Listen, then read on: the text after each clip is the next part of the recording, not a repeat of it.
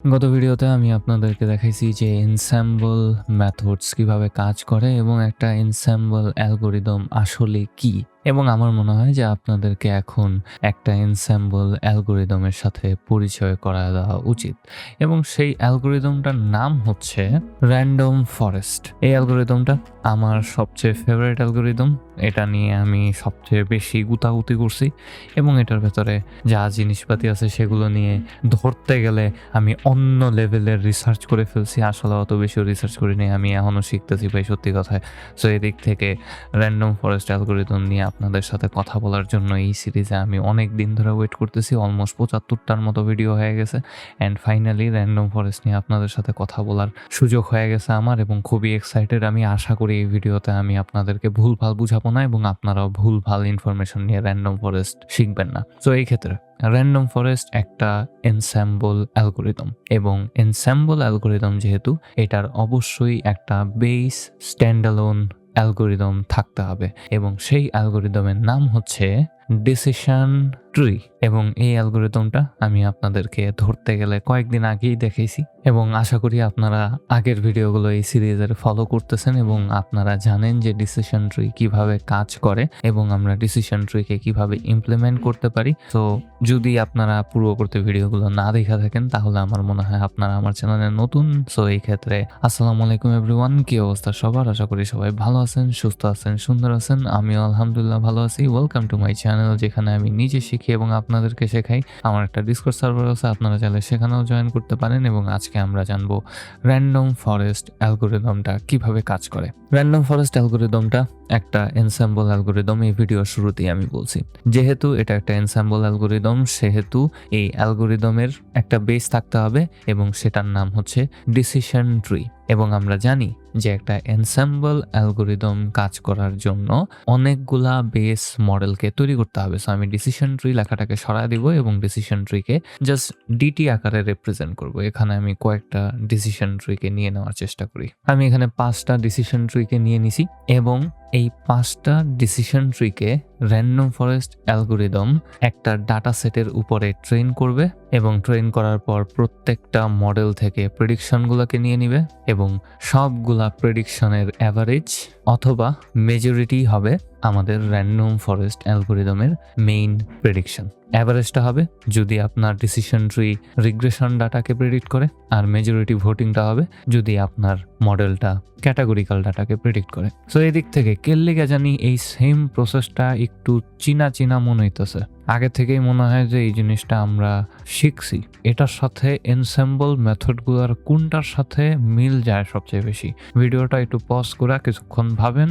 আশা করি আপনারা ভিডিওটা পজ করে ভাবছেন। খুব সুন্দরভাবে এটার সাথে আমাদের প্রথম এনসেম্বল মেথডের সবচেয়ে বেশি মিল আছে, যেটার নাম হচ্ছে bagging method. So random forest হচ্ছে bagged decision tree, that's it. And আমি ভিডিওটা এখানেই শেষ করে দিতে পারি। আশা করি আপনারা র্যান্ডম ফরেস্ট অ্যালগরিদমটা বুঝে গেছেন। পরের ভিডিওতে আমি আপনাদেরকে প্র্যাকটিক্যালি দেখানো শুরু করতে পারি। না ভাই, এখনো অনেক ডিপ জিনিসপাতি বাকি আছে। জিনিসটা খুবই সিম্পল, একেবারে মেইন কনসেপ্ট এইটাই। আমরা অনেকগুলা ডিসিশন ট্রিকে বানাবো, সবগুলা ডিসিশন ট্রিকে ডাটার উপরে ট্রেন করব, সেটা থেকে আমাদের কাছে যা প্রেডিকশন আসবে, রিগ্রেশন ডাটার জন্য আমরা অ্যাভারেজটাকে নিব, অথবা যদি ক্যাটাগরিক্যাল ডাটা হয় তাহলে আমরা মেজরিটি ভোটিং এর মাধ্যমে মেজরিটি এলিমেন্টটাকে নিয়ে নিতে পারি। কিন্তু এটার ক্ষেত্রে অনেকগুলা প্রসেস আমাদের পার করতে হবে। যেহেতু আমরা আমাদের বেস অ্যালগরিদমকে কোনোভাবেই চেঞ্জ করতে পারি না, আমাদের এই বেস অ্যালগরিদমগুলো যেন একেবারে সুন্দরভাবে আমাদের ডাটা সেট থেকে ডাটাগুলোকে বুঝতে পারে, সেটার প্রসেস আমাদের নিজেদের করতে হবে ভাইয়ারা। সো এই দিক থেকে আমাদের কাজ হবে আমরা কিভাবে ডাটাটাকে আমাদের ডিসিশন ট্রিতে পাঠাবো এবং কিভাবে আমাদের ডিসিশন ট্রি এর প্রেডিকশনগুলো হবে, সেই ফুল প্রসেসটাই আপনাদেরকে আমি এখন একটু দেখানোর চেষ্টা করবো। সো আমি এই জিনিসটাকে একটু ক্লিন করে দেওয়ার চেষ্টা করব, এবং আমি আমাদের র্যান্ডম ফরেস্ট মডেলের একেবারে বেসিক স্ট্রাকচারটাকে এখানে রাইখা দিব। এবং প্রথম যে কাজটা আমাদের করতে হবে সেটা হচ্ছে আমাদের ডাটাকে র্যান্ডম স্যাম্পলিং করা। এখন র্যান্ডম স্যাম্পলিং নিয়ে আমি গত ভিডিওতে আপনাদের সাথে হালকা পাতলা কথা বলছি। এই ভিডিওতে আর একটু ডিপ ওয়েতে আপনাদের সাথে কথা বলতে হবে। ধরে নিই আমাদের ডাটা সেটে এক্স নামক একটা ফিচার সেট আছে, যে ফিচার সেটের ভেতরে আমরা এ বি সি ফিচার্সকে দেখতে পারি, এবং ওয়াই হচ্ছে আমাদের টার্গেট কলামটা। আমরা জানি যে আমাদের ডিসিশন ট্রি অ্যালগরিদম সবসময় আমাদের ফিচার সেট থেকে সবচেয়ে ভালো যে ফিচারটা আছে সেটাকে চুজ করে নিবে এবং সেটার সাপেক্ষেই ডিসিশন মেকিং শুরু করবে। তারপর তার কাজ হচ্ছে জাস্ট স্টেপ বাই স্টেপ সবচেয়ে ভালো ফিচারটাকে খুঁজে বের করা এবং সেটার সাপেক্ষে আবারও ডিসিশন মেক করা। সো এই ক্ষেত্রে আমরা যদি আমাদের ডিসিশন ট্রিগুলোতে সেম ডাটা পাঠাই তাহলে আমাদের কোনো লাভ হবে না। প্রত্যেকটা decision tree same to same output দিবে। সো আপনি এই জায়গায় 10টা রাখেন অথবা 100টা রাখেন, ডাজেন্ট ম্যাটার, আপনি আসলে একটা প্রেডিকশনই পাবেন, কারণ সবগুলা ডিসিশন ট্রি এর অ্যালগোরিদম সেম। সো এই ক্ষেত্রে প্রথম যে কাজটা আমরা করতে পারি সেটা হচ্ছে আমাদের ডাটা সেটটাকে র্যান্ডমলি স্যাম্পলিং করা। কিসের সাপেক্ষে? রো এর সাপেক্ষে। প্রথমত ধরে নেই যে আমাদের এ ফিচারের এরকম কিছু ভ্যালুজ আছে 1 থেকে 8 পর্যন্ত, এবং আমরা আমাদের এই ফিচারের কয়েকটা স্যাম্পলকে জাস্ট বাদ দিয়ে দিব। ধরে নেই আমি 3কে বাদ দিয়ে দিছি, আমি 6কে বাদ দিয়ে দিছি এবং আমি 8কে বাদ দিয়ে দিলাম। এতে করে কি হবে? আমাদের কোন ডিসিশন ট্রিটা কোন ডাটা সেটের উপরে ট্রেন্ড হবে সেটা আমরা বুঝতে পারবো না, এবং এটা আমরা প্রত্যেকটা ডিসিশন ট্রি এর ক্ষেত্রেই করব।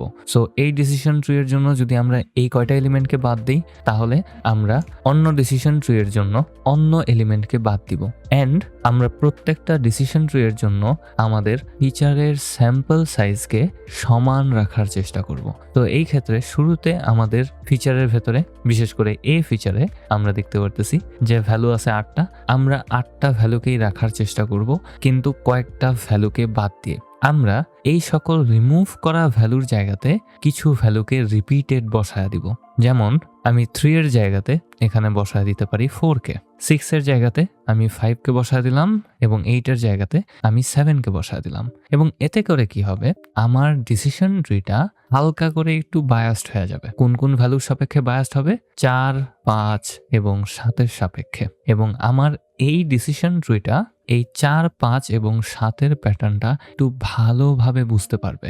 সেম টু সেম কাজটা ডিটি এর ক্ষেত্রে হবে, তারপরে এই ডিটি এর ক্ষেত্রে হবে, এই ডিটি এর ক্ষেত্রে হবে এবং এই ডিটি এর ক্ষেত্রে হবে। এবং প্রত্যেকটা ডিসিশন ট্রি এর ক্ষেত্রে আমাদের এই র্যান্ডম স্যাম্পলিং এর কারণে কি হবে যে প্রত্যেকটা ডিসিশন ট্রি কোনো একটা ভ্যালুর প্যাটার্নকে একটু ভালোভাবে শিখবে এবং কোনো একটা ভ্যালুর প্যাটার্নকে একটু খারাপভাবে শিখবে। এবং আপনাদের মনে হতে পারে যে এই জিনিসটা তো খারাপ ভাই, কোনো একটা ভ্যালু যদি খারাপভাবে শিখে একটা ডিসিশন ট্রি তাহলে তো হইতেছে না, তাহলে তো আমার ওই ডিসিশন ট্রিটা খারাপ রেজাল্ট দিবে। হ্যাঁ, কিন্তু আমাদের এই র্যান্ডম ফরেস্ট অ্যালগরিদমের উদ্দেশ্য একটা ডিসিশন ট্রিকে ব্যবহার করা না, সবগুলাকে মার্জ করার মাধ্যমে একটা ভালো প্রেডিকশনে উপনীত হওয়া। সো ইন দি এন্ড এই ডিসিশন ট্রিটা যদি 5কে ভালোভাবে প্রেডিক্ট করতে পারে তাহলে এটা ভালো, যদিও সে 1, 2, 3, 4, 6, 7, 8কে ভালোভাবে পারে না, কিন্তু এই ডিসিশন ট্রিটা কিন্তু 5কে ভালোভাবে প্রেডিক্ট করতে পারে। এবং এইটা যখন আমরা কম্বাইন রেজাল্টে যাব তখন এটা বড় একটা ইফেক্ট ফালাইতে পারে, এবং এটাই হচ্ছে আমাদের প্রধান উদ্দেশ্য। তো আমরা কি করতেছি? ইচ্ছা করে আমাদের ডিসিশন ট্রিগুলাকে বায়াস করতেছি যেন আমাদের কম্বাইন্ড ডিসিশন ট্রিগুলা থেকে আমরা একটা ভালো রেজাল্টকে পাই। আর এই ক্ষেত্রে আমি বায়াস বলতে কিন্তু ওই টার্মিনোলজি বায়াসকে বুঝাইতেছি না, আমি ওয়ার্ড বায়াসকে বুঝাইতেছি যে আমি ঝুঁকায় দিতেছি যেন এটাও ভালোভাবে শিখে। সো এই ক্ষেত্রে 5-এর ক্ষেত্রে আমাদের ফর্মাল যে বায়াস আছে সেটা কম হবে। অ্যান্ড আমার মনে হয় আমি আপনাদেরকে এই জিনিসটা বলে আমি আপনাদেরকে আরো বেশি কনফিউজ করে ফেলতেছি। যাই হোক, আমি এদিকে আর যাবো না। মেইন কথাটা হচ্ছে ভাই, আমাদের ডিসিশন ট্রি কোনো একটা জিনিসকে খুব ভালোভাবে শিখবে এবং কোনো একটা জিনিসকে খুব খারাপভাবে শিখবে, কারণ আমরা র্যান্ডম স্যাম্পলিং করতেছি। এবং এই র্যান্ডম স্যাম্পলিং করার সময় আমরা এই যে বাদ দেওয়ার প্রসেসটা আছে সেটাকে একটা নাম দিতে পারি, যেটার নাম হচ্ছে আউট অফ ব্যাক, এবং এটা পরবর্তীতে কাজে লাগবে। Most of the time internally by default 37%-এর কাছাকাছি, অলমোস্ট 37% ডাটাকে কোনো একটা ফিচার থেকে রিমুভ করা হয় এবং সেগুলোকে রিপ্লেস করা হয়, এবং পরবর্তীতে এই 37% ডাটা প্রচন্ড পরিমাণে কাজে লাগতে পারে। কিন্তু স্টেপ বাই স্টেপ যাব। তারপরের যে কাজটা হবে সেটা হচ্ছে র্যান্ডম ফিচার সিলেকশন। প্রথমত আমরা আমাদের র্যান্ডমলি প্রত্যেকটা ফিচার থেকে ডাটাকে সরাইতেছি। এখন আমরা জানি যে প্রত্যেকটা ডিসিশন ট্রি যেহেতু সব সময় সবচেয়ে ভালো স্প্লিটটাকে নেওয়ার কথা ভাববে, সেহেতু আমরা যদি প্রত্যেকটা ডিসিশন ট্রিতে র্যান্ডম স্যাম্পলিং করে এই সেম ফিচারগুলোকেই দিই, পসিবিলিটি অনেক বেশি যে তাও আমাদের ওই বেস্ট ফিচারটাই সিলেক্টেড হবে, যেটা আসলে ভালো দিক না। সো এই ক্ষেত্রে আমরা আরেকটু চালাকি করতে পারি। চালাকিটা হচ্ছে এই যে আমরা লিমিটেশন দিয়ে দিতে পারি যে প্রত্যেকটা ডিসিশন ট্রি কতগুলো ফিচারের উপরে ট্রেন্ড হবে, এবং প্রত্যেকটা ডিসিশন ট্রি এর জন্য এই ফিচারগুলো র্যান্ডমাইজড অবস্থাতে থাকবে। এই ফিচার সিলেকশনের জন্য সুন্দর একটা ম্যাথমেটিক্যাল ফর্মুলা আছে। আমরা ক্লাসিফিকেশনের জন্য রুট ওভার নাম্বার অফ ফিচারকে সিলেক্ট করতে পারি, যেটা হবে আমাদের লিমিট। সো এই ক্ষেত্রে আমাদের কাছে মোটমাট 3টা ফিচার আছে, এবং 3কে যদি রুট করি তাহলে 1 পয়েন্ট সামথিং আসবে। আমি ধরে নিলাম 2টা। সো আমাদের প্রত্যেকটা ডিসিশন ট্রি 2টা ফিচারের উপরে ট্রেন্ড হতে পারে। সো র্যান্ডমলি 2টা ফিচার সিলেক্টেড হবে এবং সেগুলোর ক্ষেত্রে র্যান্ডম স্যাম্পলিং অ্যাপ্লাইড হবে, এবং আমাদের এই ডিসিশন ট্রিটা ট্রেন হলো সেম টু সেম কাজটা এখানে হবে, সেম টু সেম কাজটা এখানে হবে, সেম টু সেম কাজটা এখানেও হবে, এবং সেম টু সেম কাজটা এখানেও হয়ে যাবে। সো এখন কি হইলো যে আমরা এই র্যান্ডম ফিচার সিলেকশনের মাধ্যমে আমাদের ডিসিশন ট্রিগুলোকে একে অপর থেকে খুব ভালোভাবে ডিফারেন্সিয়েট করতে পারতেছি, এবং প্রত্যেকটা ডিসিশন ট্রি এখন আর শুধুমাত্র এই একটা বেস্ট ফিচারের উপরে রিলাই করবে না, এদেরকে জোর করে অন্য বেস্ট ফিচার খুঁজতে হবে। এবং এতে করে আমরা আরও একটা কাজ করতেছি, সেটা হচ্ছে যে আমরা অন্যান্য খারাপ ফিচার অথবা ইমপিওর ফিচারগুলো থেকেও প্যাটার্ন খুঁজে বের করার চেষ্টা করতেছি। এটাকে প্যাটার্ন এক্সট্রাকশন বলা হয়। আমরা জোর করে প্যাটার্নগুলোকে নিয়ে আসতেছি যে দে ভাই দে, তোর যত প্যাটার্ন আছে আমার ভিতরে ঢুকায় দে। অ্যান্ড এটা হচ্ছে ক্লাসিফিকেশনের জন্য। আমরা নাম্বার অফ ফিচারকে রুট করলে যে সংখ্যাটা পাবো সেটার হবে আমাদের ফিচার সংখ্যার লিমিট, যে আমাদের ডিসিশন ট্রিগুলো কতগুলো ফিচারকে র্যান্ডমলি সিলেক্ট করতে পারে। যদি এটা রিগ্রেশন হয় তাহলে আমরা নাম্বার অফ ফিচারকে, আমি এটাকে এনএফ আকারে লিখলাম, 3 দিয়ে ভাগ করে দিতে পারি। যদি আমাদের টার্গেট কলামের ভ্যালু রিগ্রেশন ডাটা হয় তাহলে আমরা আমাদের এই ফিচারের সংখ্যাকে 3 দিয়ে ভাগ করলে যে নাম্বারটা পাবো ওইটাই হবে আমাদের প্রত্যেকটা ডিসিশন ট্রি এর ফিচার লিমিট। র্যান্ডমলি তত সংখ্যক ফিচারই আমাদের ডিসিশন ট্রি নিতে পারবে এবং সেটার উপরেই ট্রেন্ড হবে। অ্যান্ড নাও এত কিছু হয়ে যাওয়ার পর আমাদের ডাটার প্রসেসিং শেষ। আমাদের ডিসিশন ট্রিগুলো এখন শেখা শুরু করতে পারে। আশা করি আমি আপনাদেরকে এই পর্যন্ত বুঝাইতে পারছি। আমাদের মডেলগুলো ট্রেন হওয়ার পর কি হবে সেটা এখন আপনাদেরকে দেখাইতে হবে। তো সেম টু সেম আগের মতোই আমাদের কাছে কিছু ফিচার্স আছে ABC, এবং আমাদের টার্গেট হচ্ছে Y, এবং এই ক্ষেত্রে আমাদের মডেলটা ওই রকম র্যান্ডম স্যাম্পলিং, র্যান্ডম ফিচার সিলেকশনের মাধ্যমে প্রত্যেকটা মডেলকে ট্রেন করে ফেলছে। এখন আমরা প্রেডিক্ট করব, এবং প্রেডিকশন করার সময় ধরে নিই যে আমাদের টার্গেট কলামটা হচ্ছে ক্লাসিফিকেশন ভ্যালু বিশিষ্ট। তো এই ক্ষেত্রে ওইটার ভিতরে 0 আর 1 আছে, এবং আমরা এখন আমাদের প্রত্যেকটা ডিসিশন ট্রি থেকে এই 0 এবং 1কে এক্সপেক্ট করতে পারি। সো প্রেডিক্ট করতে বললাম কোনো একটা ভ্যালুর সাপেক্ষে যেটা আমাদের মডেল আগে কখনো দেখে নাই, এবং দেওয়ার পর আমার প্রথম ডিসিশন ট্রিটা দিল 0, তারপরেরটা দিল 0, এরপরেরটা দিল 1, তারপরেরটা দিল 0, তারপরেরটা দিল 1। এবং এই ক্ষেত্রে আমরা আমাদের মেইন ডিসিশনটা পাবো কিভাবে?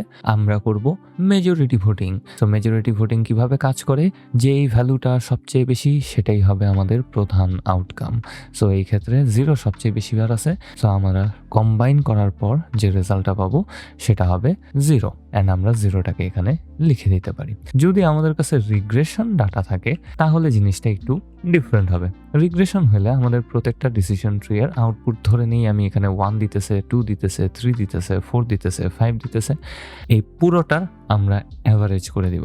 সবগুলা ভ্যালুকে যোগ করব এবং আমাদের মডেলের সংখ্যা দিয়ে বিয়োগ করে দেব। আমাদের মডেল আছে 5টা, সবগুলাকে যোগ করে দিই তাহলে আমি পাবো এখানে 15, 15/5 = 5। সো আমাদের প্রধান আউটকাম হবে 5, এবং এটা হচ্ছে অ্যাগ্রিগেশন প্রসেস। এটাকে আরেকটু সুন্দরভাবে বলতে গেলে আমি অ্যাগ্রিগেটিং প্রেডিকশনস বলতে পারি, কিন্তু অত কঠিন কঠিন ওয়ার্ডে যাওয়ার কোনো দরকার নেই। আমরা এক কথায় জাস্ট ক্লাসিফিকেশনের লেগা মেজরিটি ভোট করুম, রিগ্রেশনের লেগা গড় করুম, শেষ। অ্যান্ড তারপরে একেবারে ফাইনাল স্টেপ, যেটা আসলে এই প্রেডিকশন প্রসেসের ভেতরেই হয়।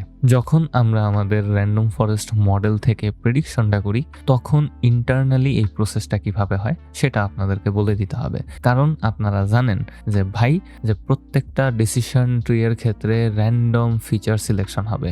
সো এই ডিসিশন ট্রিতে B আর C আছে, ধরে নিলাম। এটাতে আছে এ বি, এটার ভেতরে আছে এ সি, এটার ভেতরে আছে ঘুরে ফিরে ওইডি বি সি এবং এসি। জাস্ট এখানে দিয়ে দিলাম র্যান্ডমলি সিলেকশন করার পর। এবং আমরা যখন এই মডেল থেকে প্রেডিক্ট করতে চাইবো, আমরা কিন্তু এভাবে ভাগ ভাগ করে দিতে পারি না। আমরা কিন্তু দিব এই 3টা ফিচারের ভ্যালুই। ইন্টারনালি আমাদের মডেলটার বুঝে নিতে হবে যে কোন ডিসিশন ট্রিতে কোনটা পাঠাইতে হবে এবং কোনটার প্রাধান্য বেশি হবে, এবং তখনই আসবে সেই OOB কনসেপ্টটা অথবা আউট অফ দ্য ব্যাগ কনসেপ্টটা, যেখানে আমরা প্রত্যেকটা ডিসিশন ট্রি এর জন্য অলমোস্ট 37% ডাটাকে আলাদা করে রাখছিলাম ইচ্ছা করে, যেন আমাদের ডিসিশন ট্রিগুলো কোনো একটা প্যাটার্নকে খুব ভালোভাবে ধরে নিতে পারে। সো আমরা যখন আনসিন ডাটাকে এখানে পাস করতেছি, তখন মাঝে মধ্যে এরকম হইতে পারে যে আমাদের একটা ডিসিশন ট্রি ওই আনসিন ডাটাটাকে আগে থেকেই দেখে রাখছে। এবং এতে করে কি হবে, যদি আমাদের এই ডিসিশন ট্রিটা ধরে নিই, এই ডিসিশন ট্রিটাই আমাদের ওই আনসিন ডাটাটাকে আগে থেকে দেখছে এবং সে ওই ডাটার প্যাটার্নটা খুব খারাপভাবে বুঝতে পারছে, তাহলে ডেলিবারেটলি আমাদের এই ডিসিশন ট্রিটা যে আউটপুটটা দিবে সেটা অবশ্যই খারাপ হবে এবং এটাকে আমরা অ্যাভয়েড করার চেষ্টা করব। সো এই ক্ষেত্রে এই আউট অফ ব্যাগের ভেতরে যে ডাটাগুলো আছে সেগুলোর ট্র্যাক রাখা হবে এবং ম্যাচ করে দেখা হবে যে কোন ডিসিশন ট্রি এর জন্য আউট অফ দ্য ব্যাগে কোন ডাটাটা আছে। যদি আমরা যে ডাটাটাকে পাস করছি সেটা আউট অফ দ্য ব্যাগে লাইকা থাকে, তাহলে আমরা বলতে পারি যে আমাদের ওই ডিসিশন ট্রিটা ওই ডাটাটাকে আগে থেকে কখনো দেখে নেই। সো আমার ডিসিশন ট্রিটা যে আউটপুটটা দেবে সেটা হবে তার নিজস্ব প্যাটার্ন অনুযায়ী এবং এটার ভেতরে কোনো বায়াস থাকবে না। কিন্তু আমাদের এই ডিসিশন ট্রিটার যে বাকি 63% ডাটা ছিল সেটার ভেতরে যদি কোনোভাবে এই ডাটাটা যেটা আমরা পাস করতেছি টেস্টিং এর জন্য সেটার ভ্যালু আগে থেকে থাইকা থাকে, তাহলে আমরা এই ডিসিশন ট্রিকে বাদ দিয়ে দিব ডিসিশন মেকিং প্রসেস থেকে। আমরা এটাতে পাস করব না, কারণ পসিবিলিটি আছে যে এইটা বেশি বায়াসড অথবা ওই ডাটার ব্যাপারে কিছুই জানে না। এবং আমরা এই জিনিসটা প্রত্যেকটা ডিসিশন ট্রি এর জন্য করব এবং যে সকল ডিসিশন ট্রি ট্রেন করার সময় আমরা এই আনসিন ডাটা যেটা দিয়ে টেস্ট করতেছি সেটাকে তার ট্রেনিং সেটে পাবো, আমরা সেই ডিসিশন ট্রিটাকে বাদ দিয়ে দিব এবং বাকি যে ডিসিশন ট্রিগুলো ছিল যেগুলো এর আগে কখনো সত্যি সত্যি ওই ডাটাটাকে দেখে নাই, তাদের আউটকামটাকে আমরা তখন অ্যাগ্রিগেট করব।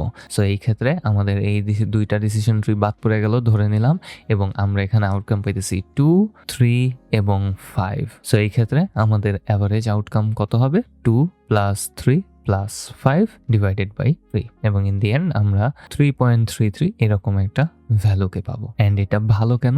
আমরা একই সাথে অনেকগুলা জিনিসকে ঠেকাইতেছি।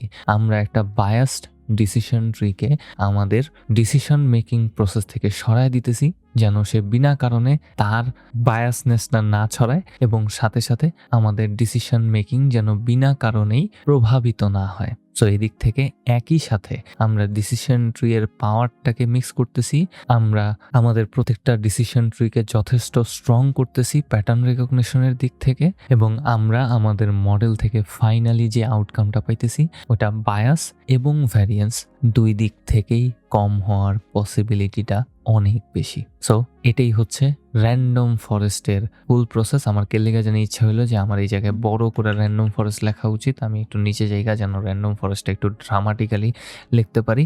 র্যান্ডম ফরেস্টের মেইন কনসেপ্টগুলা আপনাদেরকে বোঝানো শেষ হয়ে গেছে। স্লো বলছি একটু আগে, যেন আমি র্যান্ডম ফরেস্ট লেখাটা শেষ করতে পারি ফর ড্রামাটিক ইফেক্টস। আশা করি আপনাদের ফানি লাগে নাই।